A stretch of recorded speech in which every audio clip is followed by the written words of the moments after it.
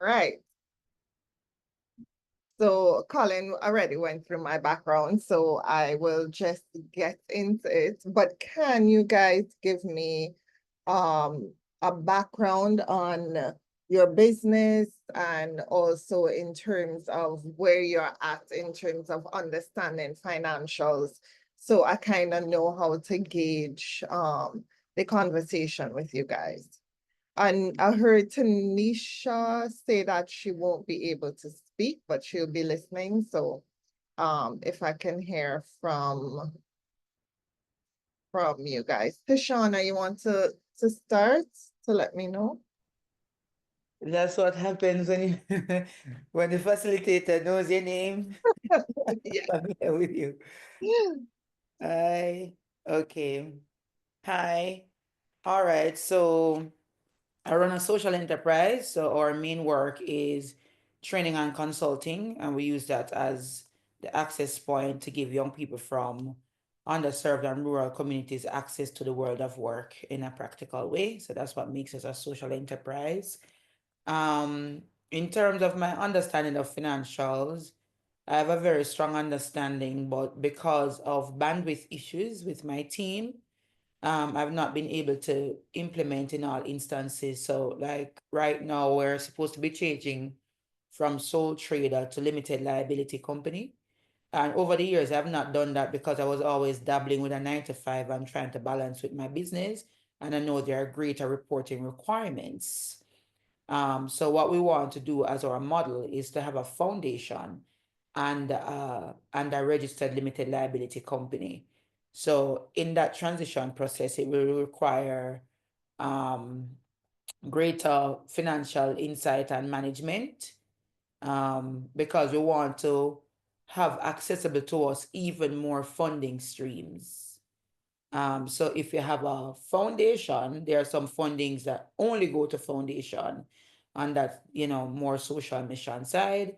But in terms of the business, we charge real money for the corporate engagements that we want to maintain those prices. So a percentage of that can go back to the work that we do to mentor and develop the young people. So, and something that is happening to us right now that when an opportunity comes that is so big, it's a little bit frightening and it's a lot. So that is happening to us now because I had applied for space on the Marant Bay Urban Center on a whim and it was approved and it's 3,100 square feet to retrofit. They're giving 3 months rent free. But the truth is, that's going to take at least $15 million to retrofit in a reasonable way. Because what we want to do, and I'm going to wrap it up here, is to run multiple grants for rural entrepreneurs, young and old, and so on, through the program consistently while running the space itself as a co-working hub to maintain sustainability and if there's any grant lag between grants. Um, so I know I sound well together when I say it, but in terms of the work to make it possible and have the bandwidth with the different people to give oversight is what I'm struggling with. So lots of opportunities, but lots of struggle. That's where we're at next step. Sorry, what you use in Morant Bay for? Oh, Is the that for, Mark Bay Urban Center yeah. Uh, it's about that development. no. So it's a massive, it's probably the biggest development that ever came to the parish. The ribbon cutting is actually tomorrow, right? Okay. So tomorrow at 10 is the ribbon cutting, which means that I might be locked down when I'm on my way to the ceremony, but I'll be gone by about a quarter to 10 because I'm on the program as one of the space holders. So it's a big development. So what are you Banks. doing in that space? Oh, what?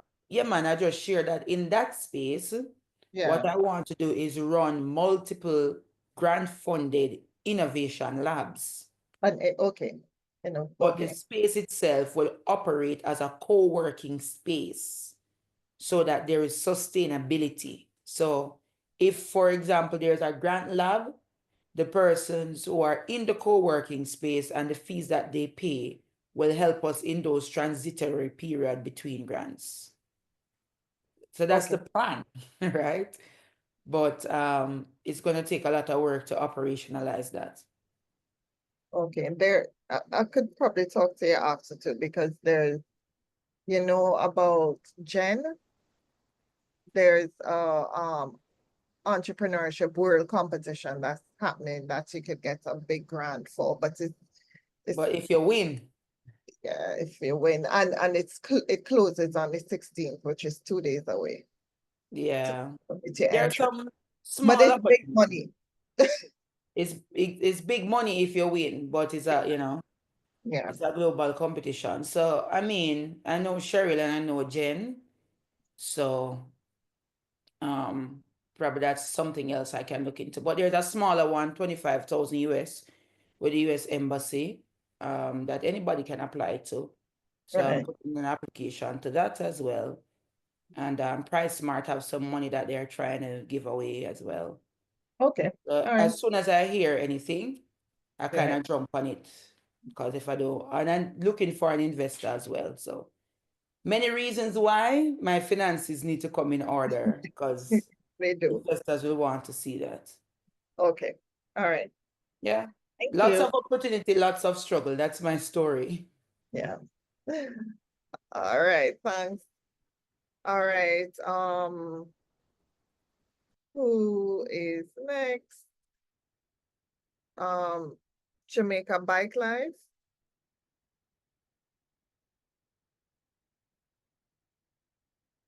or Nito?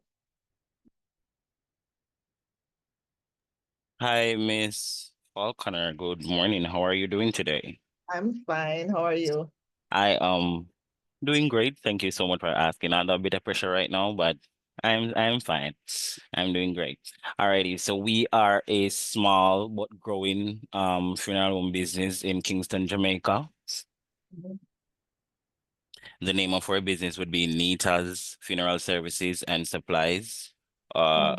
we under we use a unique business model in which we outsource the majority of our operations include the storage of bodies, the removal of bodies, embalming, earth rentals, caskets, wreaths, programs, etc.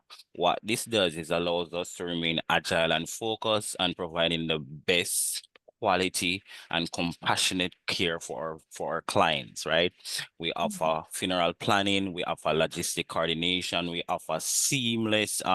to offer seamless, should say, the planning of funeral service. We aim to alleviate families having to visit the actual space of a funeral home, as we know that can sometimes, cause a little bit of more stress. Sometimes you do have family members who would want to come in anyhow. We will allow for that to happen. In addition to funeral coordination, we also operate a supplies division, which offers a range of funeral related items such as coffins, urns, burial garments, keepsakes, gloves, mask, and other equipment that will be used in a mortuary setting, right? We also sell accessories as well, and this side of the business serves both our clients and other funeral homes, which are our colleagues. And this is contributing to a separate revenue stream that supports the sustainability of our operations.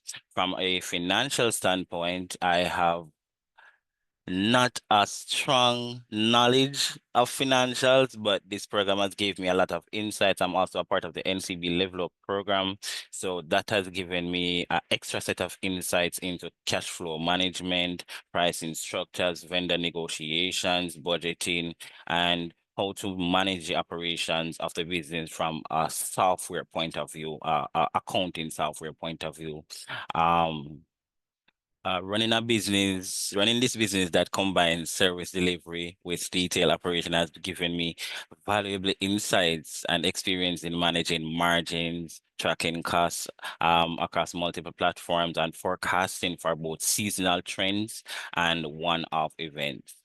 So our goal here at NITAS is to offer affordable, respectful, and reliable funeral services and supplies to the Kingston community as we aim to launch a office and so on down in St. Anne. And as we continue to grow our brand and expand the supply side of our operations, both locally and regionally. And that's just a little bit about us. All right, thanks. So yes, well, it's good because you said that you got some knowledge from the accounting part of it already, right? Because we don't go into like the accounting things, but you guys would have done that module already. Yes, we would have gone through that module, and our lecturer would have given us some valuable insight on what is happening, as we did not know that so many things were to be taken into account when doing accounts, and trust me, it was eye-opening, and yes, we got the insight. Okay, that's great. Perfect. All right. Jamaica, Morning, yes, morning. Sorry for being late. Morning, everyone. morning. All right, so can you tell me about your business and then how comfortable you're with finance?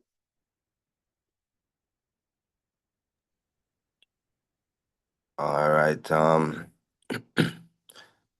My name is Matthew Prendergast, and my organization is called Jamaica Bike Life, and it started out as a movement of us mentoring kids in developing the skills and the craft at working on motorcycles and around the world of motorcycles, and then it started to develop using that essential as a social tool, for uplifting communities through what we call the art of technical riding, which is stunt riding. So with that now, mental health management, crime prevention and things like that we're involved with, and creating a space for the youth to be able to be involved in a professional atmosphere when it comes to a career with anything involving motorcycles. I am a creative, you know. I am a creative at heart, and I was never ever very good with business and finances, and things like that. But seeing how we have progressed from just doing something that we love to now creating a job from this, and an avenue for people to can function. Been finding myself being more inclined to structuring and understanding how business work when it comes to finances and stuff like that. Never really been good with money as a giver and a doer, But in order to keep progressing how we want to progress and doing things the right way, we have to learn how society function.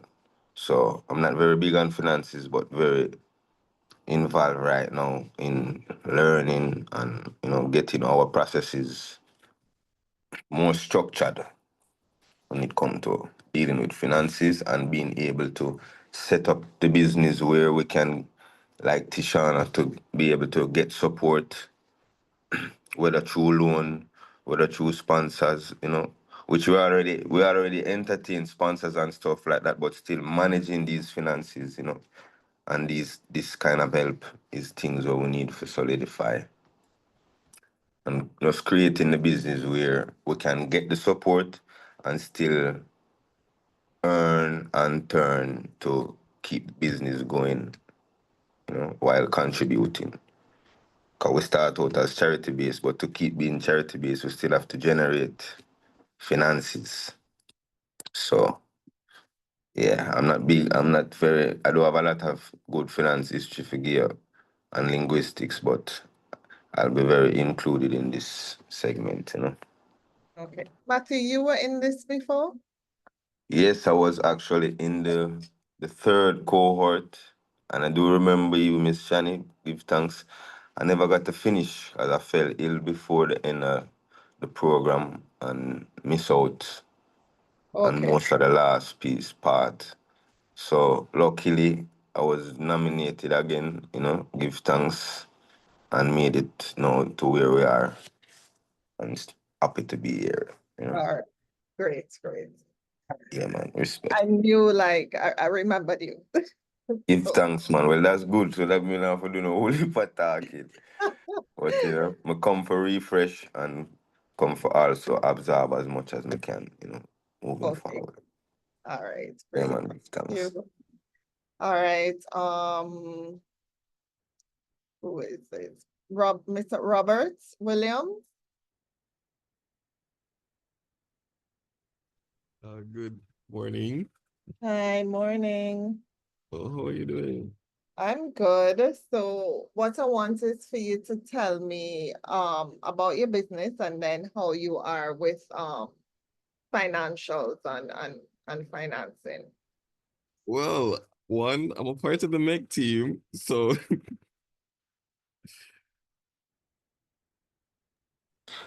Well, all right, like how we short upon people, you still can give me a little rundown, not you? Easy at okay. I all, know a Mr. person was missing. So is somebody missing? Somebody's absent. Yeah, we have Yeah. one missing. Yeah. Nicholas is missing. Okay, all right. He's not coming today. He told us in our group. Okay, no problem. All right. Okay. All right. So let me share. I think everybody seems to kind of be at different stages in terms of finance. So just gonna try and if anybody wants me to go more in depth, I can go more in depth, or I could also do it also with your coaching sessions. And if you have like your specific financials, or if you have certain things that you don't understand, we can do that within our coaching sessions, all right? But then when I'm doing the presentation and going through with you guys, anything that you want more in-depth knowledge and you can just stop me and ask me, all right? All right,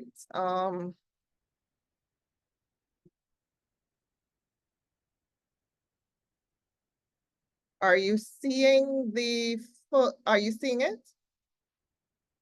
The presentation?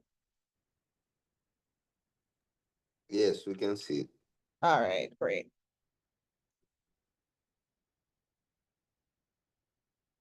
All right, so just a basic overview into, hold on, give me a second. All right. So in terms of understanding finance and why you should understand it, it definitely helps you to understand your business better. When you understand finance and you understand your numbers, you really understand where your business is going and what decisions you need to make. My first degree was in marketing and then I went into entrepreneurship. But then what I realized when I was doing my master's and when in terms of the business that I have, if you don't understand your finance, you could understand everything else about it. But if you don't understand your numbers, you're not going to make proper decisions in your business. So it helps you to make better decisions, make fewer mistakes, right? Why is this not moving? And hopefully it's going to turn a little cash into a lot of cash. And that's what you want when you're looking at your finances. And sorry, let me close it. All right. So in terms of understanding your business, some entrepreneurs think that they can leave the finance and the numbers to bookkeepers and accountants. But for you guys, that's a bad idea. If you don't have an accountant, you need to have somebody who's keeping your books. Unless you are financially literate, you have to have somebody who is there and who is understanding your books, and then also somebody who is able to tell you what's happening and you can trust. Like I've heard so many stories with accountants who don't share the information with their clients, who are supposed to do certain things in terms of filing their taxes and making sure that their business is set up right and they don't do it. So I would encourage you, if you have somebody, and at a certain point you're going to need to, but you need to have that basic understanding so that they can't just do whatever they want. When you also, and I'll tell you this from early, when you also start and you're starting to file taxes, make sure that you have your own login information to TAJ. Make sure you own all of your information. So you have an accounting software and you're sharing it with the accountant. Make sure you're sharing it. Make sure that they're not the one controlling everything. Make sure as a business owner, you control it and then you share it with your accountant, not the other way around. I've had too many horror stories of it. Oh, I don't know my login. I don't know what's happening. And then I just trust my accountant. And then years later, you come to find out they don't file your taxes. They're not doing anything. But you're over there paying them money, right? So just to be aware of that. Finance is not only about money, right? So it's, for example, it's going to help you look at how long it will take a customer to buy a product. You try to break what you're doing down into milestones. So if you know that you want to hit certain milestones, you're going to break it down and say, okay, how much cash do I need to get to this milestone? So you don't have to always think about every single thing in your business, but well, you do think about everything in the business, but what you do is you break it down into steps to be able to understand it more and to be able to hit certain goals. Because if you just take everything as one big lump sum, one big idea, you will start to feel overwhelmed as if you can't reach it. So I would say just make sure that everything is put into different sections and you say, okay, well, this year, this is my goal. And then so from this 1 year being your goal, how is it going to actualize in 3 months? What do you want to see in those first 3 months? And then how much money do I need to get it where I need to be in 3 months? So break everything down like that, right? So in terms of also how much do you spend on marketing in order to generate the revenue you're looking for? And then how long does it take a prospect into a paying customer? So those are all part of finance that you have to think about. So it's not only about money, it's about every touch point that you have and what it's going to take to get you to your next goal. All right. So the trick is to get out there in the marketplace and quantify what's really happening. And then you can bring it back and incorporate it into your business model formula. So I'm sure in another course, or I'm pretty sure you guys have seen this already. Have you seen the business model canvas? Yes, we have. Right. So with all of these, for the for the finance part, you really need to know what your cost structure is and what your revenue streams are. Have you guys done the business model canvas where you've set out your cost structures and revenue streams?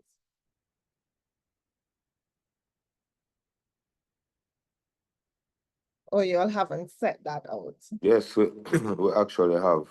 Okay, all right, great. Yeah. All right, so, and that is something that I could look at also in terms of when we were doing individual coaching to see, you know, exactly where you all need to be and what your key milestones are. All right, so financial management. It's, in a nutshell, it tries to reduce the cost of finance. It ensures you have sufficient funds available, and it helps with strategic planning, controlling of financial activities like the procurement and utilization of funds. So when we look, so there's a financial pyramid, and when we look at it, you have your foundation, which is your balance sheet, and your capitalization table. You all will, I think you all will more know in terms of your balance sheet. Then you look at your processes, and your processes are your income statement and your cash flow statement. The model, you have your business model on top of that, and then you'll have your business model formula. And then on the top, you have to have your budgeting. So you'll have your operating budget, and then you have your long-term forecast. And then for all of that, you have to make sure that you monitor. So here you'll have your monthly financial statement, and you'd have your management dashboard. So I know you guys said that in accounting, can you tell me, have you guys started using a specific software to monitor your finances, or been introduced to a specific software?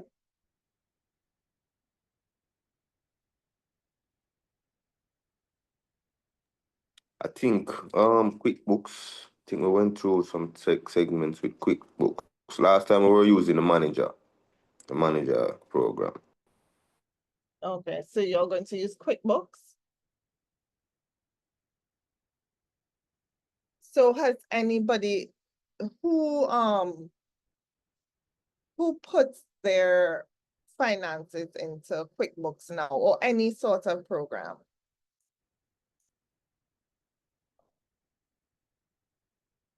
Who we have? Nita, do you use any sort of program?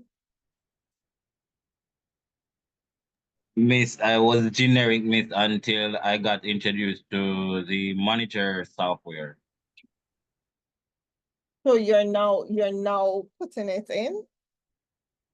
Yes, yes, I just started to use it now. So let me ask, so for everybody, so do you manage your own financials, or do you have somebody who manages your financials for you? I manage my own. I am a very small business, as I would have mentioned. I outsource everything. Okay, so and you said it was pretty manual before? Yes, it was. It was just like Microsoft Excel. Okay, all right. But now you have to go and put in everything into the new software. Yes, I actually have to spend some nights of putting some stuff in the software now. Okay, all right. Matthew,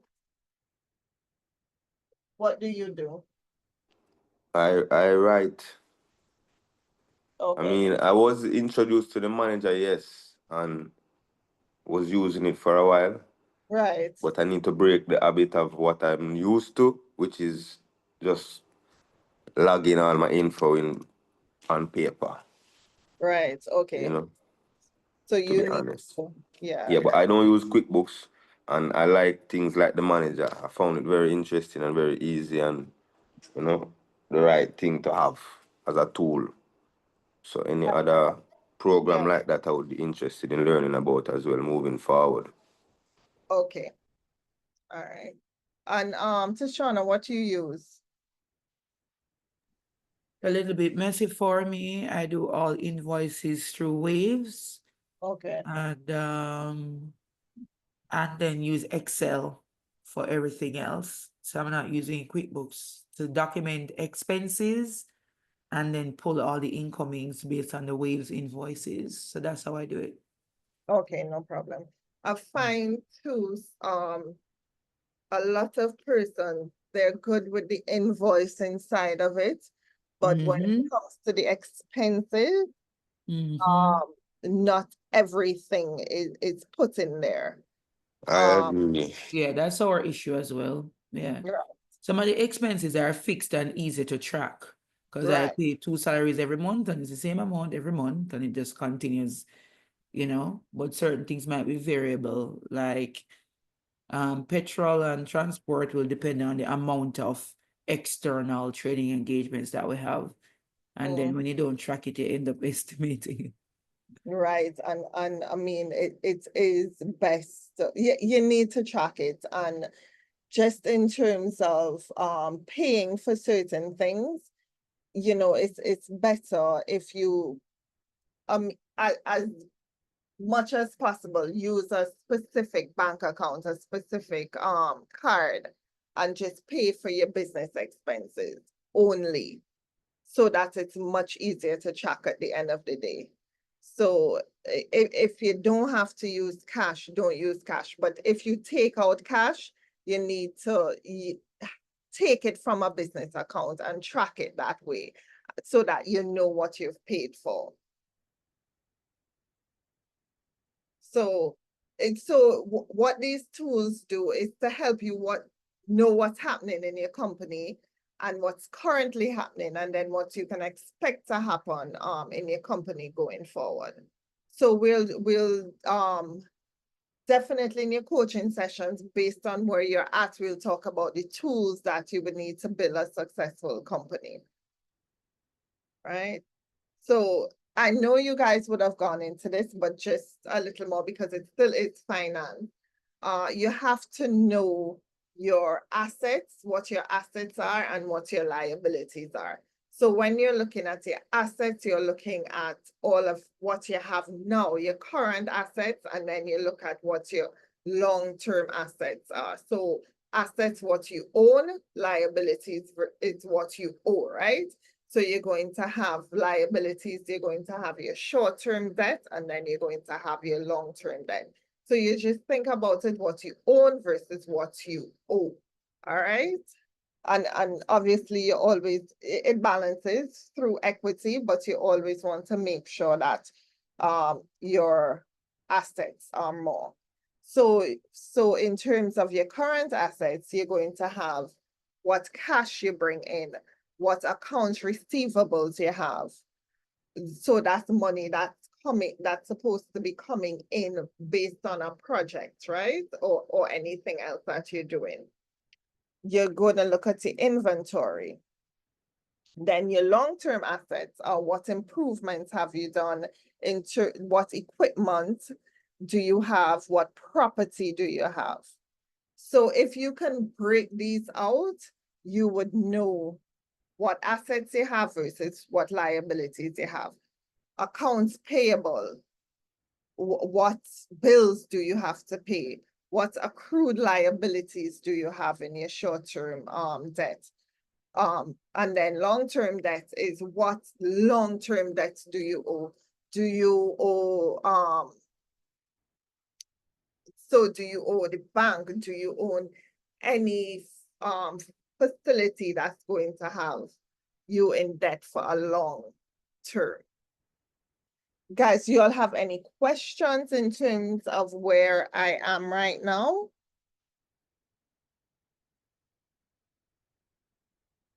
Or you all are good? We're good following. All right, okay, good. All right. Good to go. Okay, great. So for everybody here, are they the only owner? Or does anybody have any other ownership in your company? No for me. Okay. All right, so if you do, and if you are looking to see, I mean, Tashani, you know, you said in terms of investments, you know, so you would have to know if you are getting an investor and you are giving up a percent of your ownership in a company, then in order to do a valuation of your business, because your finances are going to be important. So you have to have your financials in order for that other step, so that an investor could come in, see how your business is going, and then if it is an ownership percentage based on how much you're making, it has to be valued properly, right? So just in terms of thinking bigger, and thinking about, because it's not always that you're going to want to go to a bank and get a loan from a bank. Sometimes it's better to do an investment, and it may not even be ownership that they're asking for. But I really think at definitely for you guys and your stage in business, I do work at GMMB, but I would say getting grants, getting investments, it's better that way to build your business before you go to a bank and before you go into specific debt for your business. I always think grants and investments are better for businesses. So this part would be your equity part. So I had said your assets and then your liabilities, and then what balances out is your equity. So you know how much ownership you have in the company.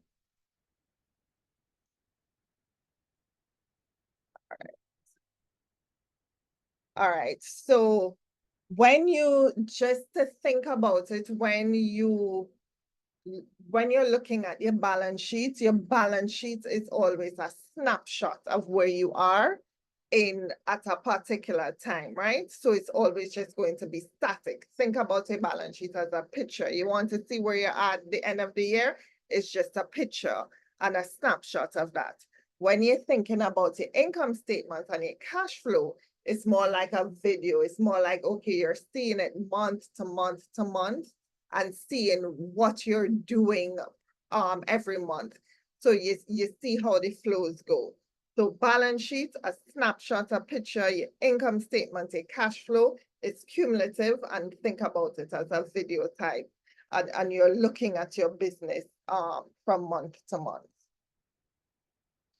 So how do you know if, so I'm not sure if anybody has like their balance sheets, their income statements, you know, any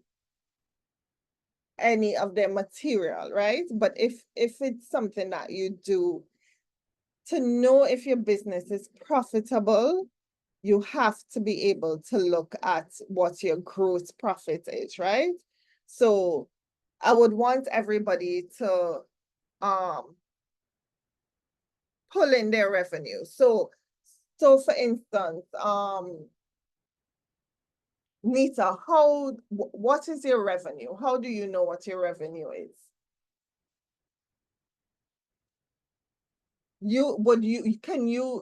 If I were to ask you what your revenue is, would you be able to tell me?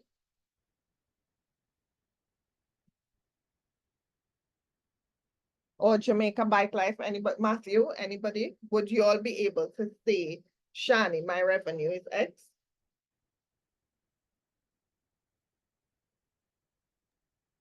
No, sir, I only can tell you me have a little thing, you know, but I don't know nothing about revenue. Okay. My money very sometimes. All right. So Alright. yeah, go ahead. Right. So sorry, miss, trying to multitask here. All right. So you asked how we would estimate our revenue, right? I don't want you to estimate it, you know, I want you to know for sure what your revenue is. But yes, go ahead. How would you estimate it?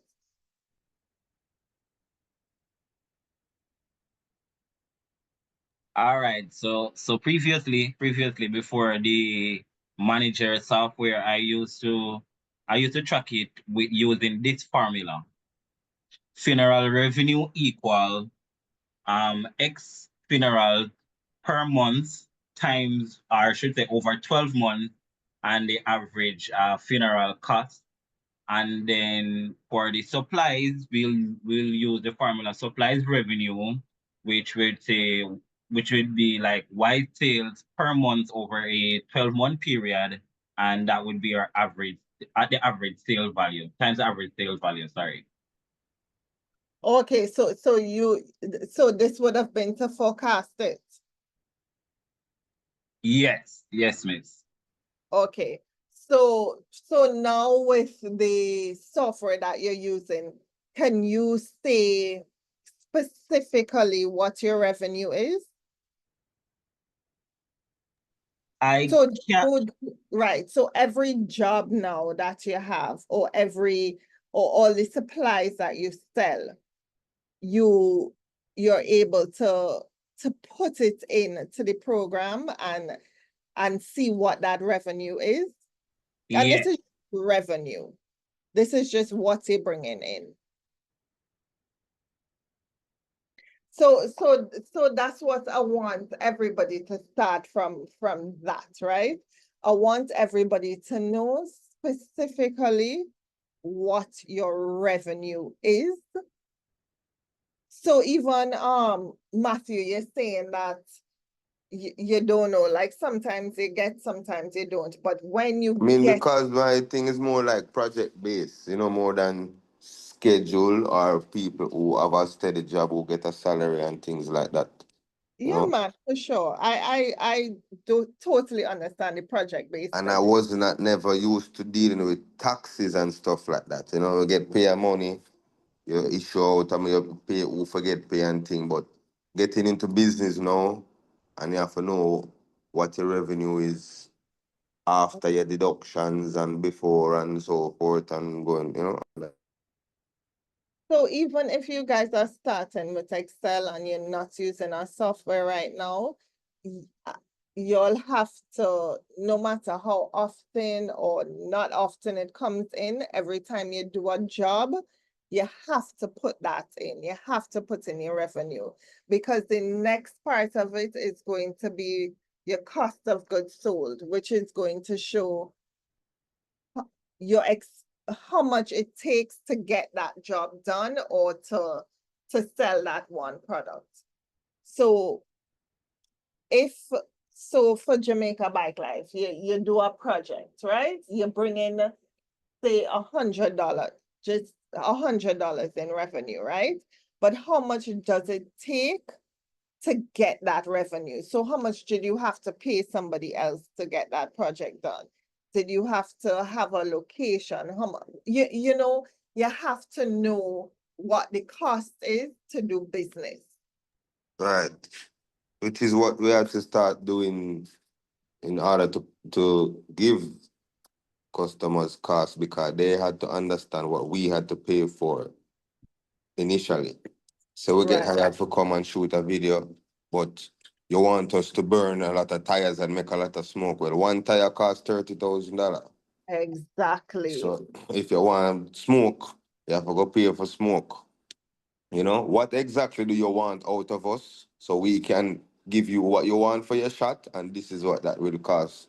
You know, these different style of things or whatever we have to produce, gear, all them kind of things have to start get price out instead of just giving a figure.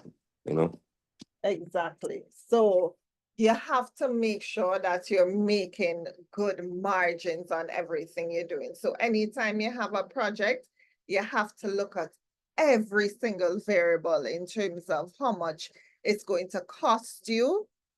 And then you put a percentage markup on that. If you know, if it's 30%, if it's 100%, you need to know what the actual cost is to be able to make a profit. And you have to put every single thing into it. Like Tashana, you have to make sure you put your gas. You know, you have to make sure that you put, it might be things that you're like, no man, that's trivial. It's not trivial.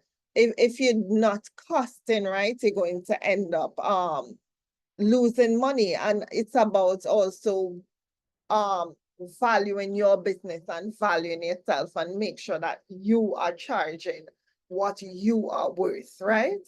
So in terms of too, with the funeral home, you said that, you know, your big thing is, what was it? Your focus on compassionate care, right? So what does that take to give them that compassionate care? What is your markup on that?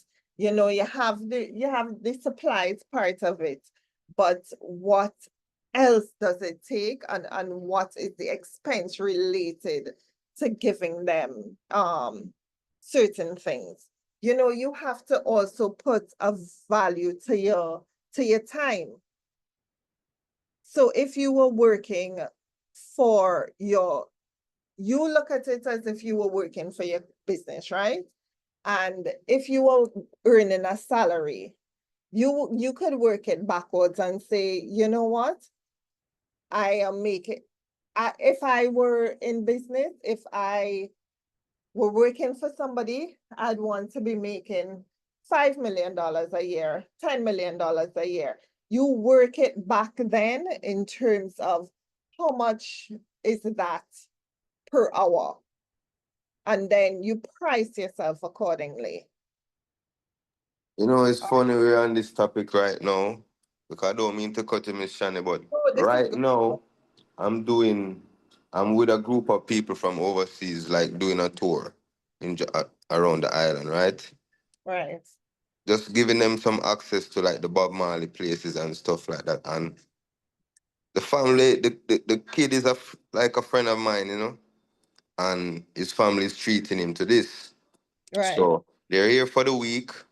Them have to pay for them hotel and the transport and all of that kind of stuff. And I just say, well, here what? Just contribute to my vehicle, right? And everything else will fine, you know. We can move around and do what we need to do. The more we seem to do is the more the people keep telling me, you know, people should be paying you to do this. People should be paying you to do this. Of course. And the point that they're trying to show me, well, which I know still, but you know, I just using my compassion still. But the point that you made is about the time. So they're paying for their stay, they're paying for the travel, right? They're paying for my vehicle. But what they're not paying for, yeah, they book me a room. But what they're not paying for is my time. My Right. time to be here, my energy that I'm using, my access, my engagement, my networks, all of that stuff, that come on my if it wasn't me, you know? Exactly. And Right. that is And huge. that is what you're talking about. That's exactly what I'm talking about. I think that is such a huge part of it. If you have to have a value on yourself and on your time that you're spending with person. So always factor that into any engagement that you have, right? And I think it's for all businesses here that we're talking about, even with the funeral home, because of your big thing is about creating that compassionate environment and care. So in terms of your cost of goods sold, you're going to have to put that up, to put it in, and then figure out what margins you want to make on on your on your business and on each product. Okay, so Yes, so Miss Krista. okay, great. All right. So there are other things that you look at. So you're looking at, do you have to look at activities, like do you have to build certain products, you know? Do you have to pay for any infrastructure for your business? Is there cost of your buildings, your data lines, your phones, all of those things? Make sure that you're putting those into your expenses, right? So you have to look and see the profitability of your business. So you have to look at what your gross profit is. You have to look at what your expenses are. So we will go into a lot of the ratios, and so that we could figure out how efficient a company is. But then that would be dependent on what financials they have. So we may not have to go into that, and we could start with the basics, just figuring out just how to cost your products if that's where we have to start. But I'll start wherever you guys need to start. It's fine. But when you look at a cash flow statement now, you're looking at what does it show? So your cash flow indicates that the company's liquid assets, meaning easily converted into cash, is increasing, right? So you can settle your debt, you can reinvest into your business. If you have shareholders, you're able to return money to your shareholders. You're able to pay expenses or to provide a buffer against future financial challenges, right? So companies with strong financial flexibility can take advantage of more profitable investments. I always think it's difficult. People don't invest in companies that, I wouldn't say, okay, people are more likely to invest in companies that are doing well, which is when you don't really need the investment, right? They need the investment when you're not doing that well. But what really helps is if you can show them where their investment is going to help.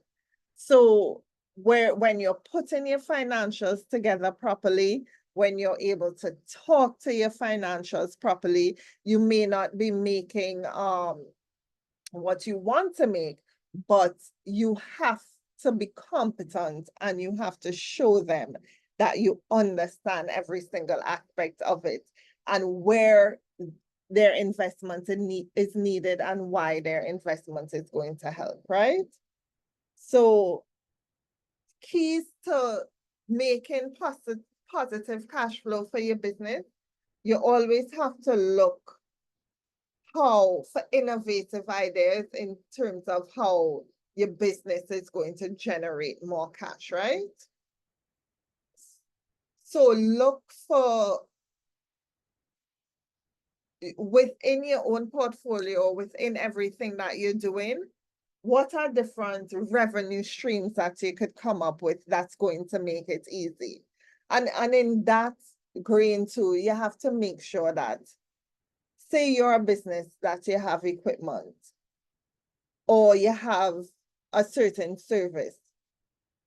No, you're not using that equipment. You haven't used that equipment for years. It's not bringing anything to your business. Sometimes you need to know when to sell off certain things, and go away with it, because that cash that it's going to bring in when you sell it will be more than it's ever generated for you, right? So always know when to cut certain things off. If you're offering services and you realize you're not making, if there's this one service that you have that it's easier to do, you generate better profits from it, concentrate on those services as opposed to the other services that are not bringing in the amount that you wanted to bring in. Your supplies, like for your funeral home, look through that listing and see, okay, what am I making a proper margins on these or not? Should I increase my margins? If I increase my margins, will people still purchase from me? So you have to look at your top sellers and your bottom sellers and know which ones to keep and which ones to cut. So just make sure that you're not just selling a whole heap of things, but some just sitting in inventory and you can't get them out, right? So pay attention to your accounts receivables. So accounts receivables are when people owe you money. You don't want it. You have to be very clear in terms of you're offering a service, you're providing something to your client. How long are they given to pay? Do they pay immediately? Do you have 14 days for them to pay? Do you have 30 days? You have to pay attention and you have to make sure that you get your money in, because you don't want to have services where you allow them to pay you 60 days and then don't get any money for that, right? So always pay attention to your contracts and how long they have to pay you. Like to Shauna, how do you work it with your contracts? Do You they, said Tishana, yeah,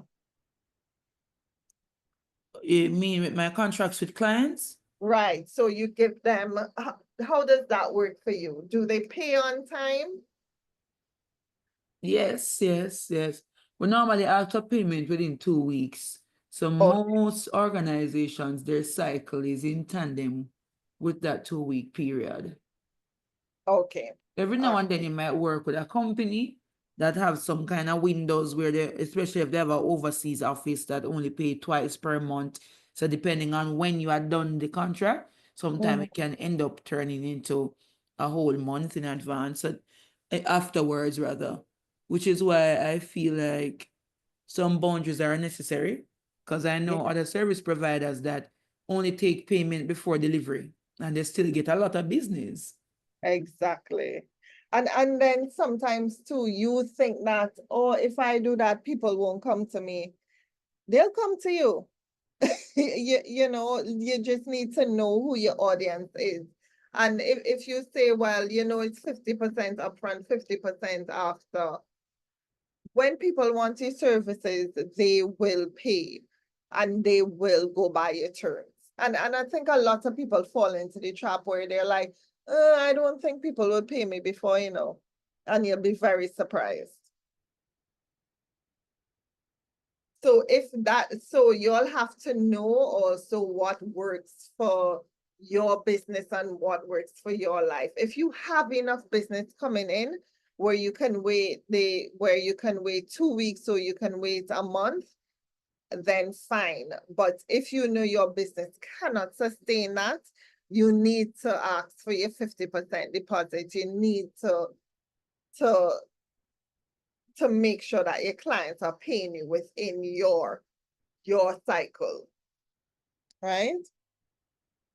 So as I said before too, how long is your inventory sitting on you before being sold? So,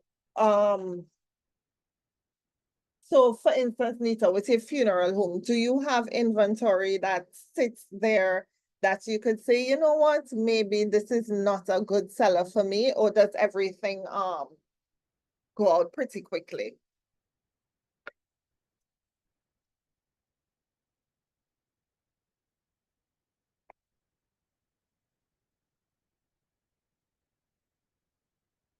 I don't know if you are there. All right. So you want to make sure that your company has enough cash and enough cash equivalent if you need to settle any short-term liabilities. So tips on managing your cash flow, right? So as I said before, you need to always make sure that you collect on any outstanding receivables. You can, if your receivables go way out of hand, you may have to resort to offering discounts for payments on outstanding receivables within a specific period. But that's why I say I think it's much better in terms of asking for something before and then asking for even the same percentage or a smaller percentage of the whole bill when you're done. But because some people have to resort to offering discounts when their receivables go way over a specific time.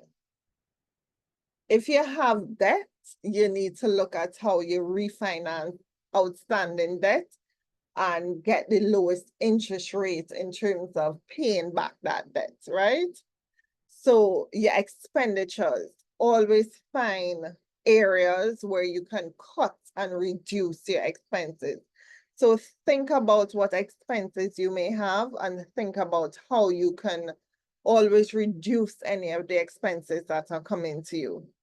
Looking at your cash flow projections, the objective is to identify how your existing cash is going to sustain your business, and then determining if you need any additional support from investors or if you need any additional support from your bank. As I said before, At this stage, I prefer that, you look into investments.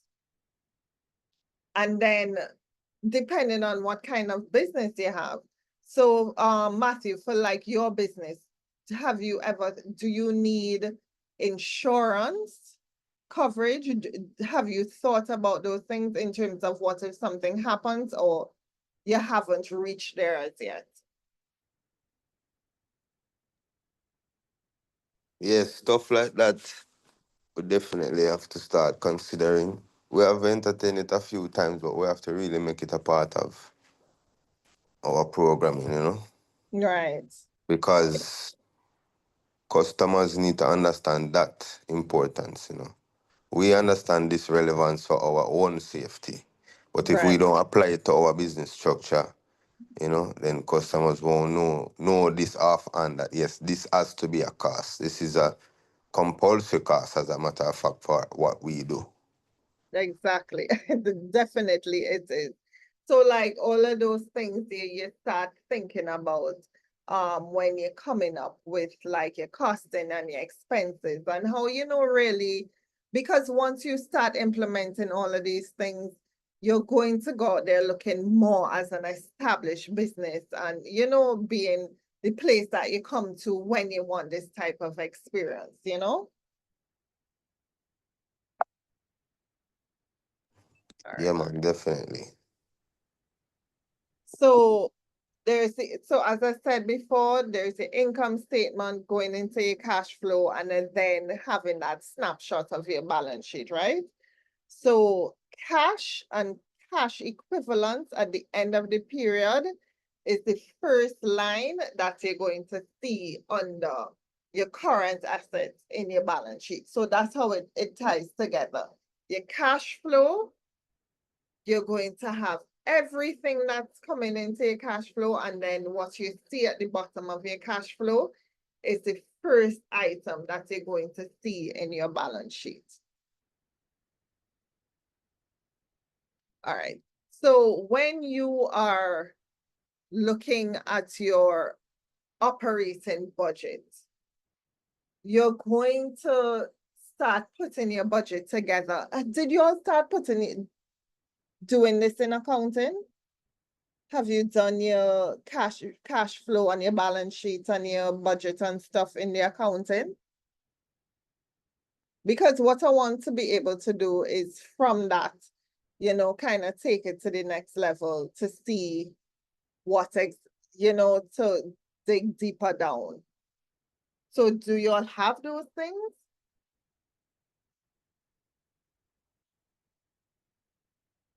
Or you all just spoke about it?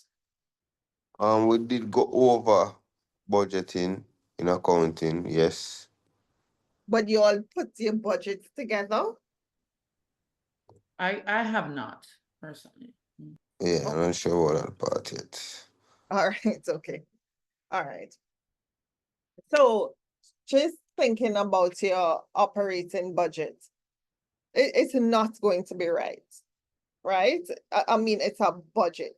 So it often changes, but the point is, if you don't set targets, you're not going to reach anywhere. You have to be able to set targets so you know how you're going to spend your money and you know how you're going to earn, right?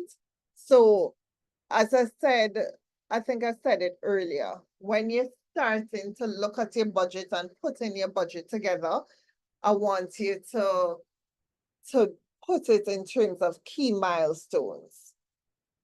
If you know within these first 3 months, maybe you don't have a project, but you have to market, what does that budget look like? Or if you know you have a project coming in, what does that budget look like in 3 months? So in general, for everybody, you have to do a 12-month budget, but I want you to break it up in terms of the key milestones that you have for your business. And then that makes it much easier. And then with that, you're going to probably have to make adjustments every quarter to your budget to kind of get it right. So with that, you put a little cushion around each of the elements in your budget, but you don't plug in big numbers that are totally unrealistic. Because if you go to investor with, I'll tell you with banks, whatever your budget, we scale it back. And whatever your forecast, the bank, whatever we see there, we scale it way back because it's always like the entrepreneur, yes, he thinks all of these big things, he or she thinks all of these big things, but what happens if they don't come true? So we have to kind of scale back and see, okay, what will they really make if this business is more bare bones? So you have to think about it in different scenarios.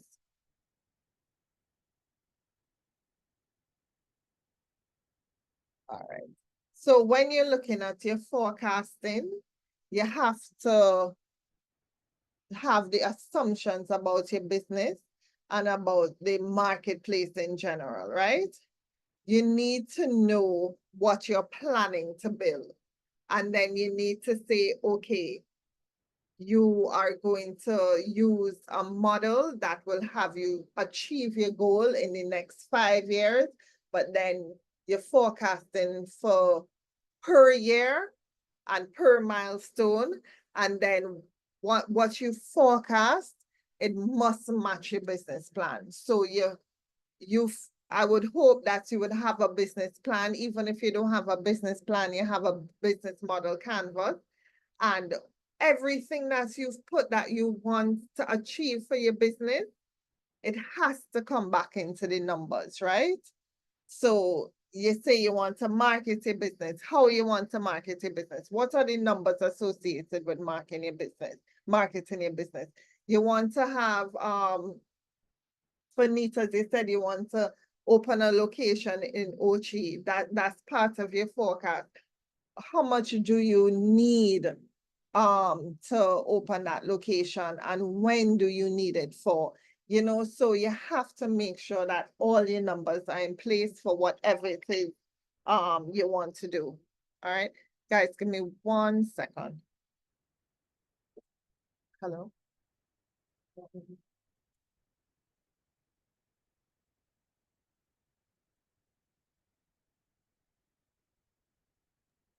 Is sorry, is Mr. Colin here by any chance, please? Or maybe Mr. Robert can help me. I really need my business canvas, my business model canvas.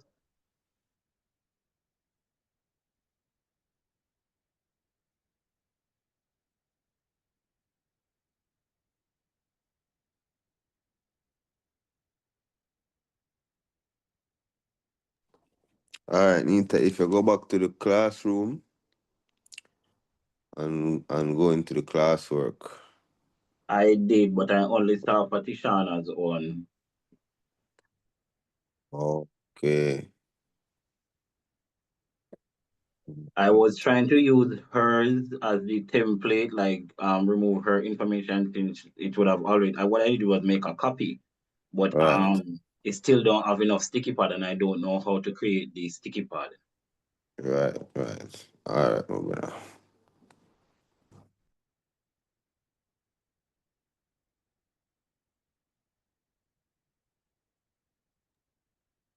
Morning, Mr. Anita.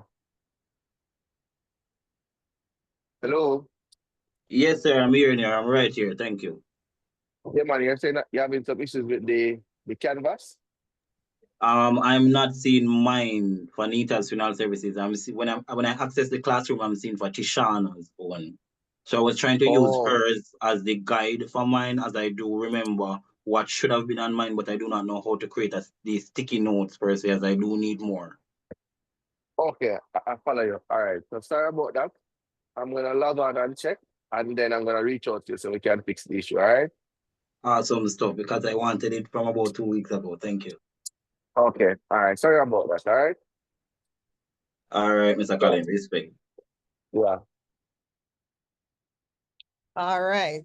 Okay, so we're at a point, does anybody have any questions or anything specific that they want me to go into? Based on what we've spoken about already? Alrighty, yes, I do. So Okay. for my funeral home in Kingston, all right. So I recently did a in-depth market research with a few of my colleagues, and we have discovered that per one deceased, we have almost 130 funeral homes who would have been interested or would have known about that one deceased. I I tailor myself on offering services with an edge so that persons would have gravitated to us by whatever means necessary. What do you think about the pricing structure? As what I do currently is the services that I outsource, I would have put those into a package, a bundle, and then offer it to our client. Should we separate it per se and offer more transparent pricing, or should we keep the current model that we're using in order to attract more persons per se, more customers? Okay, so when what exactly do you bundle? And that's one question. And the other question are, like, for in the industry, is it bundled or is it separated? It is a mixture of both. In the industry, we do have clients who come requesting a bundle package, while other clients come requesting services in a single basis so they can outsource stuff. And I encourage persons to outsource stuff that would be cheaper on their end, especially if they're financially challenged, as we pride ourselves as a small funeral home to cater for everybody, every budget. Okay, So so that's the thing. You're trying to cater for everybody. Do you have, but if you look at it, right? What is your target market? Whether you want it to be a target market or not, who is coming to you So who are coming to me in terms of the income? would be low income class families who do not have the excess amount of money to contract the bigger funeral homes are so to carry out the services that they would have needed. Okay. So, and do you want it to stay like that? Do you want to be able to give low income families the compassion and the care that um that they deserve? I do, but I do after inputting our finances into the software, I am seeing where it has cost us a lot of money. I do not know if that should be the price, but this is business, and even though we're offering funeral service, if what I normally say is that if customers could have done this by themselves, as in olden days, they would have not come to us. There wouldn't been a need. Now, with a business like this, it is very sensitive, and if you approach it a certain type of way, trust me, you will be put on the back burner as a small business, because the bigger heads, they can do it all when it comes down to money and all of that. So I am seeing where we are bleeding cash, trying to cater to that target of people per se. But yeah. All right, so if it's that target of people, do they, is it better for them to buy one-off, like specific things than bundling it? Because maybe you're bundling it and you're not able to make profit off of bundling it, as opposed to if they choose specific things that they want. Indeed, I was thinking of singling some stuff out now with our new updated price pricing list per se. Um, we are trying to also offer a more multi-diverse set of packages where once we put, say for example, a package is for $350,000, you have around 2 different caskets that you can choose from within that price range that would have that maybe you would have liked. Yeah, you get what I'm saying?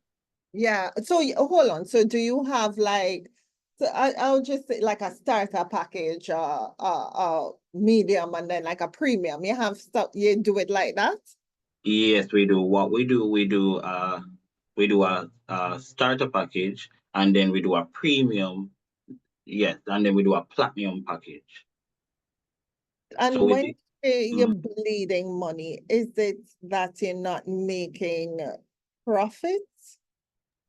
I am not making the percentage of profit that is predicted when it comes down to the service. Okay. I feel as if you might need to, even though you have your bundles, you might need to uh just build it out for specific things that they may want. But then Right, but then you right. also need to look at your packaging for your bundles and benchmark it against the industry. So are there other funeral homes with these specific bundles that you have? Yes, they are. And what we try to do as funeral directors, we come together and we try to, not copy each other, but we get an idea of how each other is selling so that we can, have a different little curve, if you mean. So some people would be selling at 350 and some people would be selling at 360, some at 365, and the list goes on and on. Okay. What I do though to try to minimize the cost, as I've seen where that has been effective in the business, is I've offered myself as service. So I would go on removals instead of contracting someone to do the removal along with the driver. I will also participate in the embalming and the dressing of bodies, casketing and so on, just to minimize those costs, as those are costs to the business. Okay. All right. I think I think I understand your problem. And what we could do too is in our individual session, we could look more deeply into those costs and then benchmark it and see where a good where it lands at that it's better. So we will see if it's better to bundle it or it's better to do it individually and what you could make if you do it one way versus another way or a mix of both. All right. Sounds awesome. Sounds awesome. Looking forward. All right, great. All right. Any other based on what I've been saying, anything specific to anybody's business that you could think of now to say, all right, well, Shani, this is what I would need.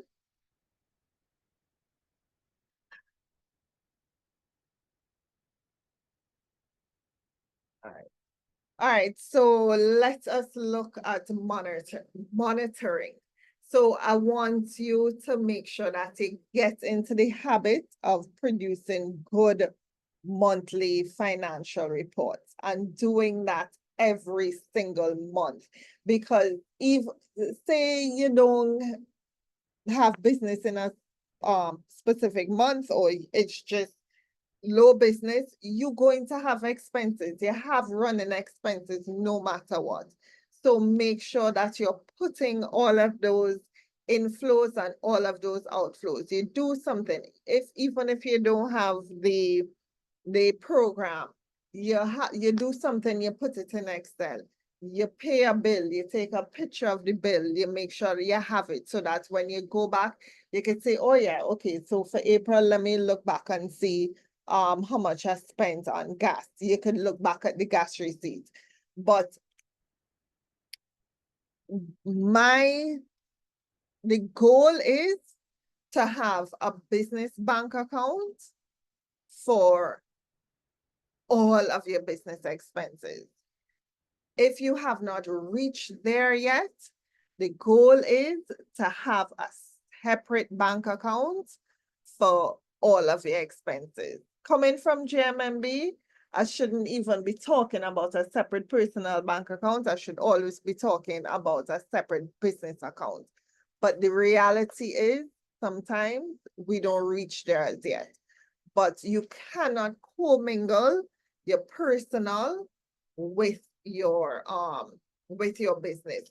Don't do it. Do not commingle. Have two separate accounts. Take your personal life separate from your work life. All right? And make that a habit of doing that. All right? So when you, and if you do your financial reports, you look back on your financial reports, because your financial report should be a learning opportunity for you. So it should be a way to identify if what you thought was going to happen actually happened, and why was there a difference. So it's not just something that, okay, oh gosh, I have to do it. It's a learning tool for you. And if you change your mindset into that, then doing it would be something that you're like, yes, I have to do, because I have to know where I'm going, and I have to understand my business because I want to take it further, right? So as I said, it is a way to identify what you thought was going to happen versus what actually happened, and then what is the difference? Why was there a difference? All right. So if you have a management dashboard, it is a dashboard with a set of KPIs, key performance indicators, that you can monitor on a regular basis. So for instance, your cash. Where is your cash? Is it above or below where you thought it was going to be? So in your mind, you know you want to make, based on your budget, based on what you have to sell, you want to make $100 a month. Are you making that? Are you making more than that? Are you making below that?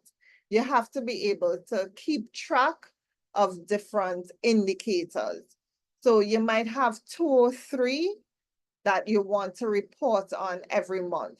So whether it is marketing, sales, finance, you have to be able to know what are the key things that make your business perform, and to be able to monitor those things on a monthly basis, right? So you could start simple.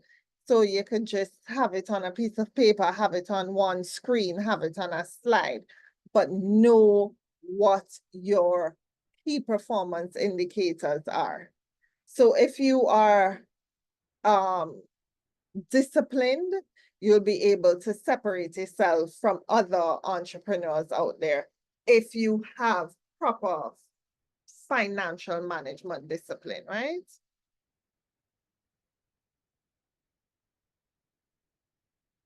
All right, so just looking at raising capital and how to raise capital.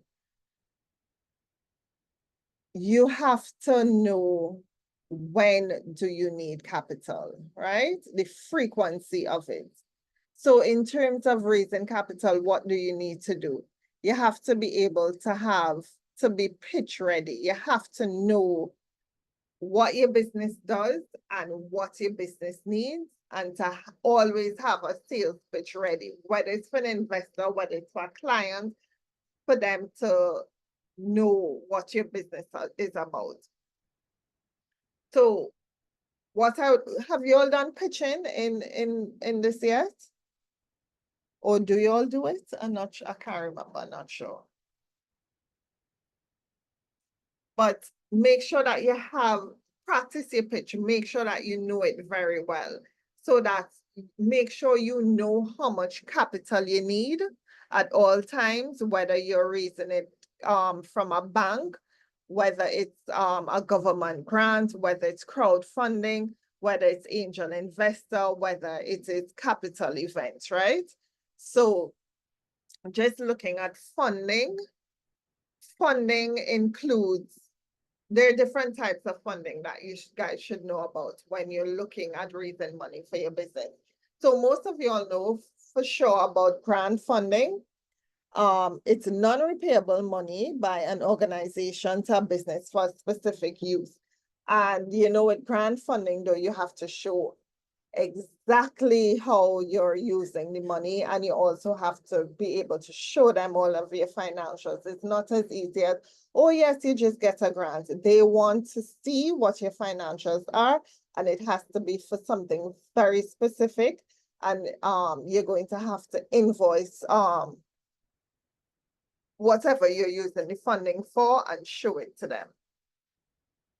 So if you're looking at venture capitalism, it is a form of private equity financing, and it allows investors to provide startups and small businesses with exceptional growth. They could provide them long-term financing. And with that, sometimes they would take, most times they would take a percentage of your business. Loans, you go to a bank, you know, you get a loan, it could be secured or unsecured, and you have a specific repayment period, and you agree to the terms and the rate, and you pay that back every month. Line of credit, it can also be referred to as a revolving line, where you get a prearranged amount of money. It's approved by a financial institution.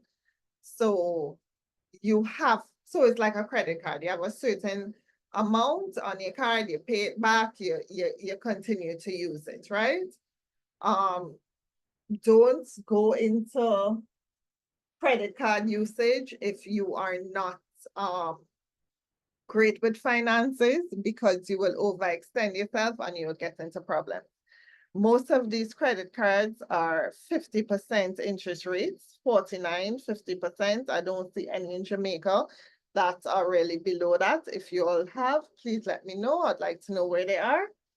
But if you don't repay credit cards on time, you're going to find yourself in a lot of problems. So I would not suggest that a credit card is the first thing you use unless you know you can pay it back. As a business owner, I would more say if you have to go to a bank, probably if you are even able, if you are able to get an overdraft facility, that is better, because it allows for short-term access to funding. So you have an overdraft, once you pay the amount, it's like a credit card, but once you pay that amount, you're able to now access more. You use it, you pay it, you use it, you pay it, and the interest rates are often much lower than a credit card. Right? And then there's also the long-term loan, where you can access funding and then you're paid over a certain number of years. So for your business, you may not have reached this point as yet, but these are different ways to be able to get money in for your business. So you guys have any questions on the different funding types?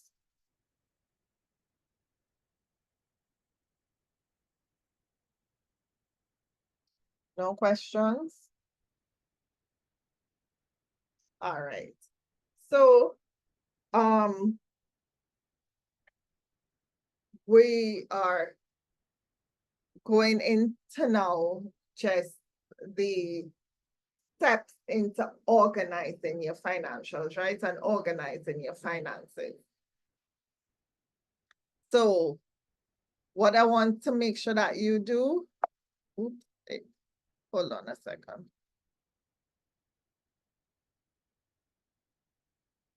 Why it's playing? So ensure that your budget is as accurate as possible. As I said before, it's not always going to be accurate, but as accurate as possible.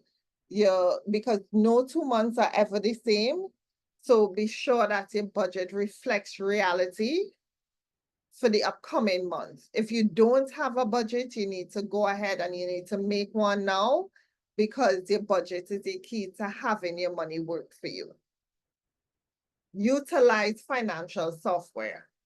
Some of the software available can now help. Well, we spoke about the different software and what you guys are using. So make sure that whatever software you're using, you can track your expenses as well as your income. And some of them are really good with tracking your income, but not good with tracking your expenses. You need software that does both, right? You might find working with your money to be enjoyable when you use that specialized software, and it's a whole different experience than writing it on a piece of paper. So you have an invoice, you put it into the software, and then you put the expenses. It can, as this says, it can actually be enjoyable when you can see it on screen and track it and see what's happening and be able to do analysis, right? Make sure you keep all your bills in one place. So avoid leaving them on the kitchen counter, some in a drawer, some on a desk. If you have paper bills, make sure that you have them all in one location. And take pictures of all your bills so that you're able to document and say, okay, well, at the end of the month, these were my bills. All right. So store your bills close to where you normally sit and pay them, and keep them out in the open so that you can see them regularly. So if there are bills that are coming up, you know, okay, you'll have a day when you have to pay all your bills, and you make sure that that happens, right? So going into that, keep your bills in one place, but make sure you pay your bills too. So each week, make sure that any bills that are due, you make sure to pay them. Choose a day and make a habit of paying your bills on the same day each week, and developing good habits and making sure that you stay organized. So make a checklist for your bills. It should include all recurring bills. Then make a note of when it arrives. You put into your software, you put in the due dates, and then you're able to put there when it's actually paid, right? So as we said before, some bills are easy. Some bills, yes, you have two team members, you pay them monthly. And that is pretty easy and standard. But then there are the bills that are not standard that you have to make sure that you're keeping track of, right? So communicate regularly with anyone who shares their accounts. At the start of this, I told you guys, you all have to be the ones to control your software, to control the accounts, but you can share it with the accountant, you can share it with whoever pays the bills, right? So develop a system to ensure that the bill payers are always kept in the loop. Financial matters can be very stressful in a partnership, so make sure that you work effectively to create systems that don't become a challenge. Have two accounts. I said this before. So mishaps are less likely to, a lot less likely to happen. You need to use separate accounts, right? So you have your business account, and then you have your personal account, and you pay for everything. You pay for all of your bills using your business account. So make sure that you have two different ones for it. All right.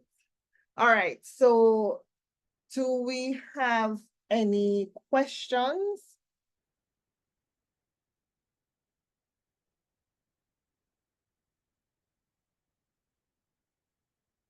So I know everybody is at a different stage in terms of financials. For Nita, I know where you want to go in terms of trying to work out your pricing, and then from that we could like work out a budget and all of those things, right? Anybody else? So Matthew, is there somewhere specific that you would want to start? Or Well, I think I started taking stages, opening, organizing the business, registered LLC, and getting the business's own accounts to start dealing with finances that way instead of having to have my own personals to deal with money. transitions and payments and so forth. Okay. Tishana,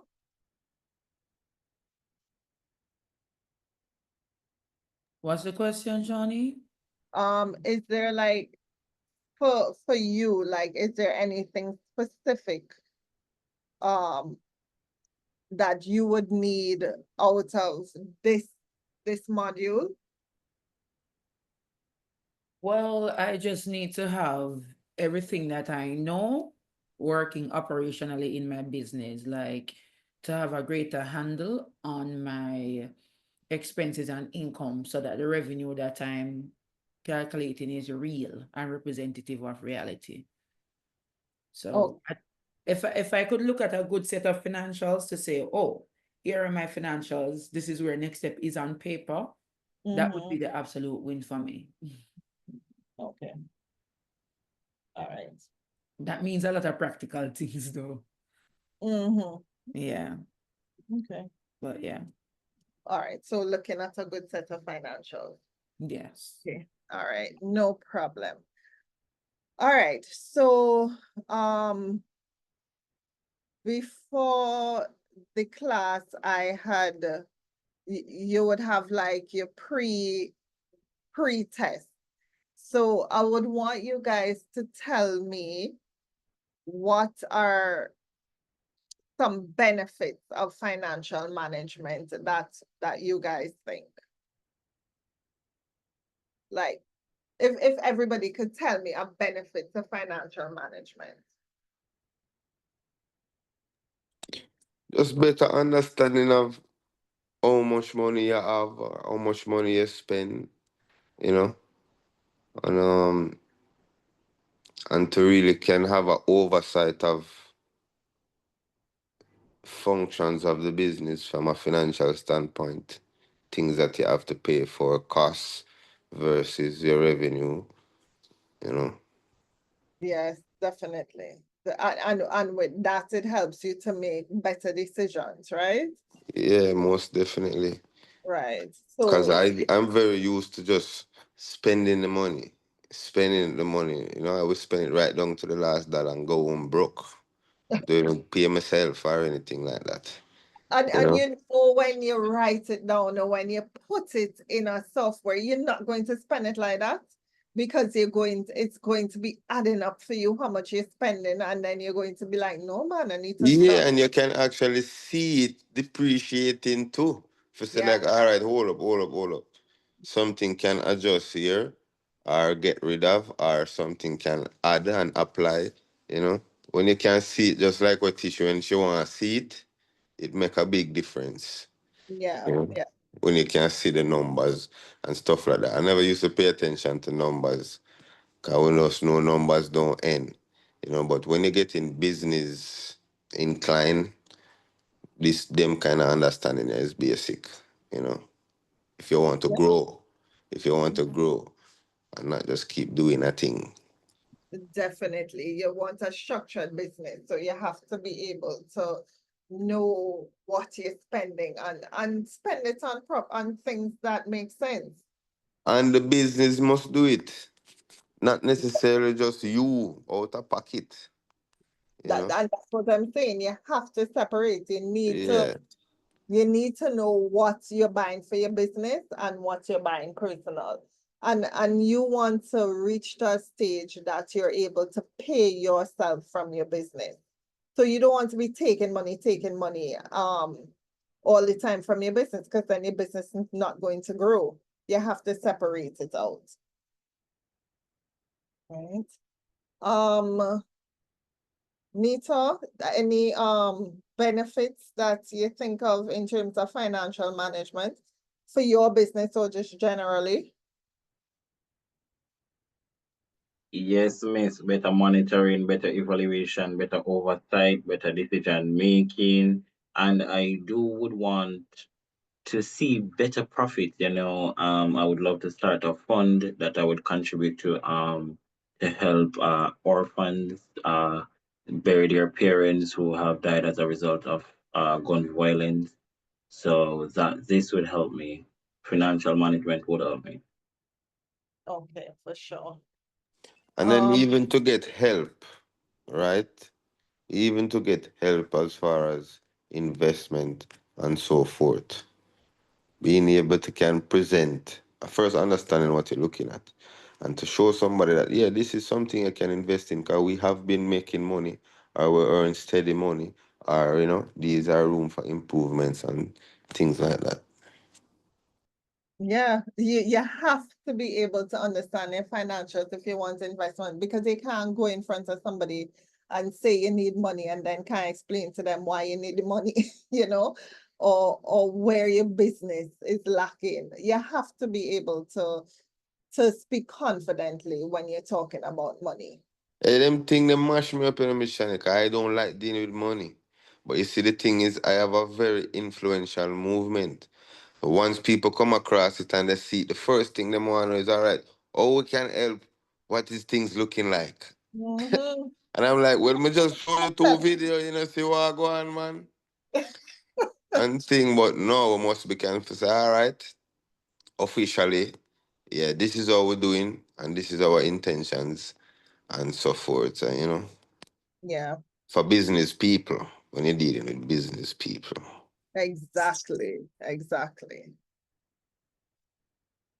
And you need to know where you want your business to be, you know, how much money you want it to be generating, how much money is comfortable for you to live properly, and then for you to be able to grow it. So all of those things are important. So, Definitely. so if you had to tell me what approaches now you're going to take for effective cash flow management, what do you need to do to make sure that you get your money in properly?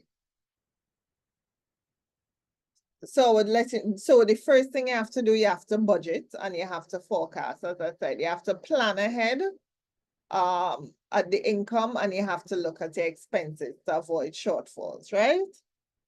So definitely have to do that for effective cash flow management. Anything else anybody could think of?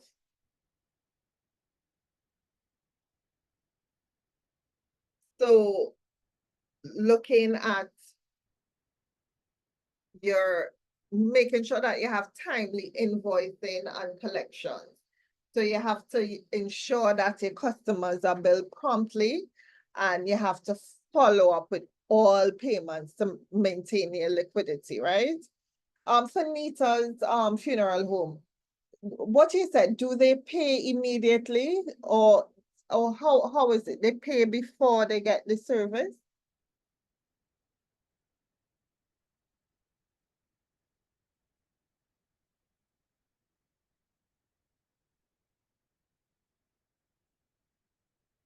Not sure if you're there. All right, and then the other thing you need to do is you need to control your expenses.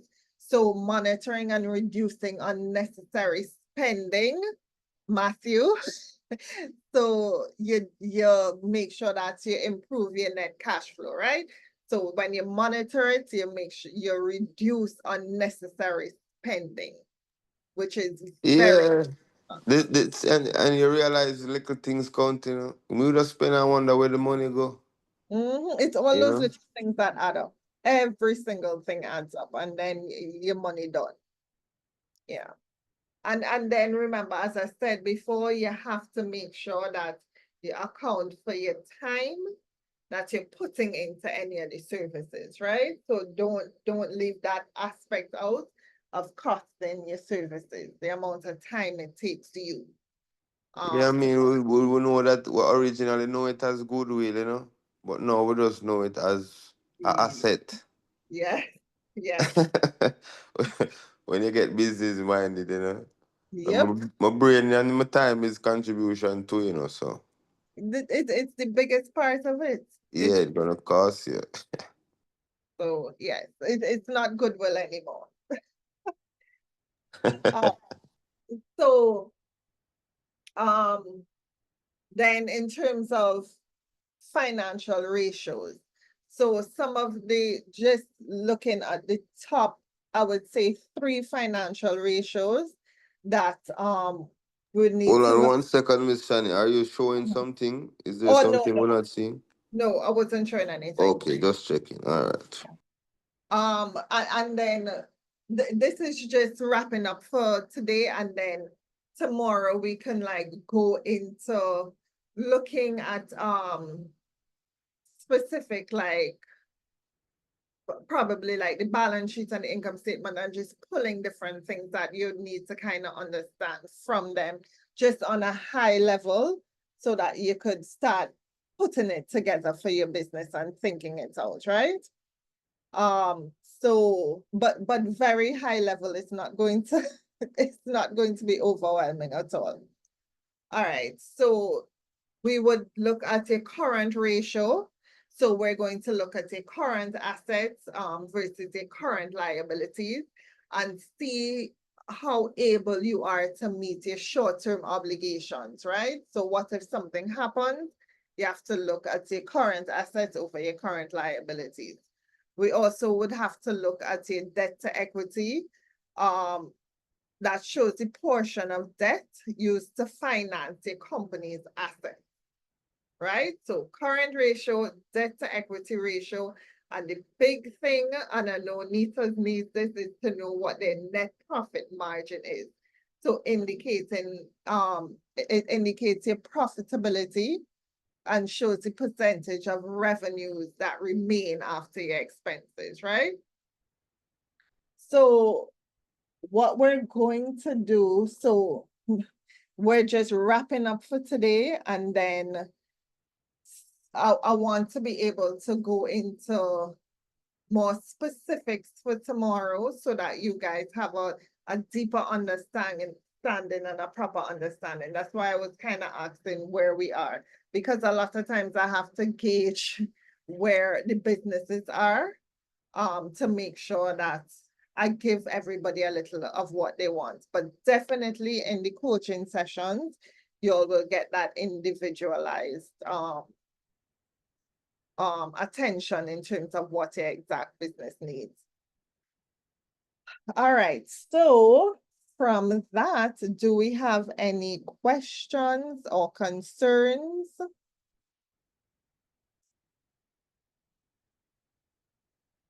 Or anything else that is specific that you all want me to kind of wrap up and go over today? Or are you guys okay where we're Maybe at? just Mhm. in investor expectations. So like when you're sharing with investors your financials, some of the key things that they look out for that would pique their ears. Okay.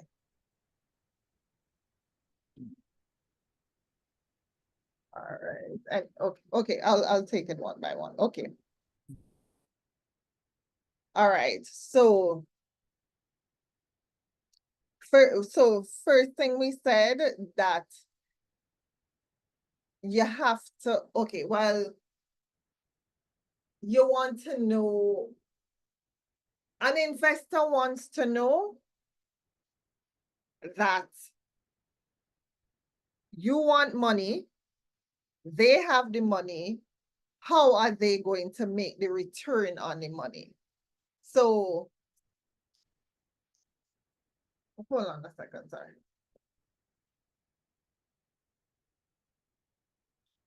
So you have to be very clear with letting them know how you're going to make that money. So you have to make it exciting. What they want to hear is high profit margins, right? What they want to hear is that there's recurring revenue. So high profit margins is going to signal stable, scalable businesses with predictable income. So that's one thing they want to hear in a presentation. High profit margins, recurring revenue. The next thing that they want to hear is that strategic partnerships. So they want to hear big contracts are signed, right? Because that reduces risk for them, and it shows that there's external validation of your product or your service, right? So So any partnership you have, you talk about it, you have this strategic partnership, you have this big contract signed, they want to hear that, right? Then they also want to look at, investors love traction, right? So they want to hear it's been rapid month over month. You've had year over year growth. So you've had growth in revenue, whether it's been revenue, whether it's been users, whether it's been market share, you're building market share confidence. So you may not have the growth in revenue, but you may have year over year market share confidence, building that confidence. They want to hear those things, right? They want to hear that it's been what you've doing has been rapid. They want to hear that you have a sticky customer base. So they want to know that your customers keep coming back to you. So they want to hear high retention, right? Low churn rate. So they want to, you have to show them that you have value and your customers realize the value that they have, that you have, because it represents stability to them, right? What else? So, make sure that you're showing them that so if you're saying something like we've bootstrapped until now, so it shows them, and investors want to hear that you have put money into your business and you have invested into your business. So what you've been doing is that you have been putting all of this work, sweat, and tears into your business until now, and then now even better growth is going to happen because you're going to get funding. So you putting all of it into your business, it demonstrates resilience and business discipline for them. So I think using those specific words, high retention, strategic partnerships, low big contracts signed, high profit margins, recurring revenue, rapid growth. Those are things that are key when you're talking to your investors.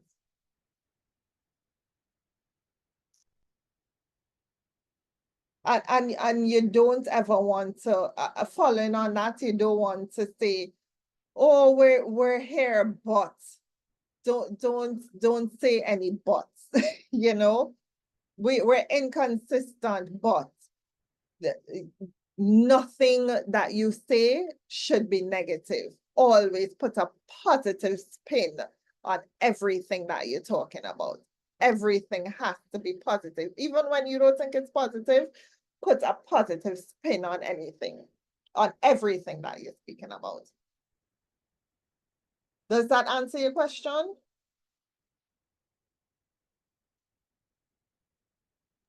Positive. Yeah, thank you. All right. All right. Any other questions for today? Or anything you want me to clear up, or little just like Tashana asked. I think that was like a great question. Anything else that's What you if you have What Mhm. if you have another type of business under the same Nita's brand per se? Do you need to open another bank account and have a separate separate accounting and everything for that business as well? Is it a separate registered business, or is it just a different, is it a brand under your business? It would What- be a brand under the business, so it would be like a school under the business, then, if you mean.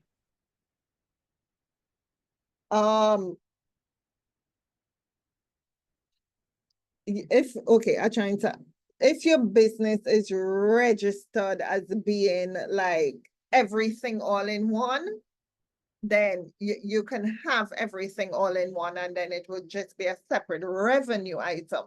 But if, say for instance, one business has nothing to do with the business, then the other type of business, you may need to have separate businesses. But if Your business is registered? Yes, it is. And is it registered to be able to encompass a school, as you said? Not yet. We are looking to transition to that currently. Is your business registered as a sole trader or as a limited liability? Sole trader, sole trader. We're looking to transition to a limited liability store to accommodate the training aspect of it. Perfect. So that's the answer right there. So, so you can have it as one business and make sure that you put it as a limited liability company, and then you have separate revenue lines. What I find has happened a lot is that persons register as a sole trader because they're not advised properly and have to redo everything again to go into a limited liability company. I know for you guys, you're past that, but if you're giving anybody else advice, please advise them to just start as a limited liability company if they have plans for their business. You know, if it's not just a one little consulting thing they're doing and that's that, if they know they want to grow to their business, start as a limited liability business. From your business plan, put everything that your company is going to do, make sure it's registered for that.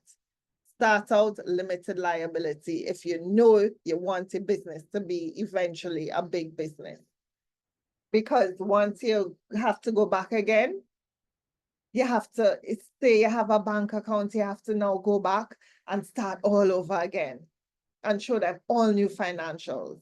So we just, for you, go do it as a limited liability and make sure that you put everything that you want to do under there, and then you have your different revenue lines. And later I can later separate it into like a college if I want to, miss.